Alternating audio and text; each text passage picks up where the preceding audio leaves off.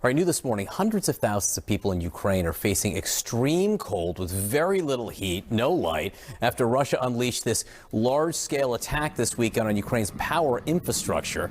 President Zelensky just said more than 1,400 apartment buildings in Kyiv are without heat. The temperatures there tonight, -4 degrees. With us now, Jane Harman, former 9-term member of Congress from California, former ranking member of the House Intelligence Committee, also president emerita of the Wilson Center. Always great to see you here. Thank you, John. Ukraine's in a bad situation right now. Middle of winter, without power in some of its major cities. And these negotiations happening at the same time, or at least the idea of negotiations. So how are they going to maneuver this? Well, I've always said that the strongest weapon they have is the Ukrainian heart. And they will get through anything. I mean, let's imagine we've just had a couple of weeks of frigid cold in New York and Washington, and it was hard for me, but they're stronger than I am.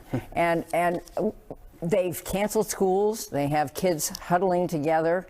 Families occasionally get a little electricity and can warm up.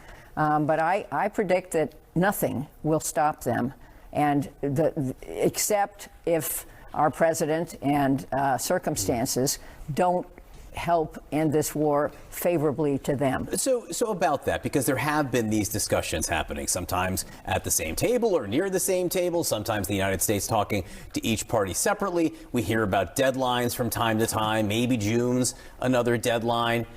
How realistic is that? I don't think it's realistic. Remember, Trump was going to end this war in 24 hours. That was a year ago, more than a year ago. I don't see that happening. Zelensky just said that he thinks Trump's deadline is summer so that he can focus on the midterms. Well, it's not about Trump. It's about Zelensky and Russia talking to each other. And I think that Putin has been playing Trump from the beginning. He never wanted to settle this.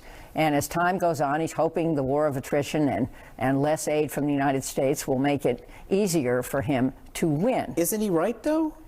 I hope not. I think that NATO is stronger in every way, and President Trump does get some credit for that. And every conference I go to, including breaking my elbow at Davos, I learn how strong Europe is, plus Canada. Those were not weak statements by anybody anywhere, and Europe has just provided some more money. More would be more, and the Lindsey Graham Blumenthal bill pending in Congress for a year plus about robust secondary sanctions against Russia could really help end this war. And it is Trump who's holding up that bill. A majority of Americans favor aid to Ukraine and favor Ukraine. I always knew that Davos was a full contact sport there, not for the faint of heart. Listen, you were in Congress, I believe, for the inception of both the Department of Homeland Security and the formation of the current DNI, Director of National Intelligence. What do you think has happened to those departments? How do you think their business is being carried out? Well, badly. Both were good ideas. I just wrote an op-ed about this. But I was there after 9/11 to remind, on the same day, Republicans and Democrats stood side by side on the steps of the Capitol and saying, "God bless America." Not those darn Republicans, those awful Democrats and all that, holding arms. There was no partisanship. America was under attack. And those departments, whether they were perfectly conceived or not, were very important, I think, improvements after 9/11 and the massive intelligence failure of 9/11 plus Iraq.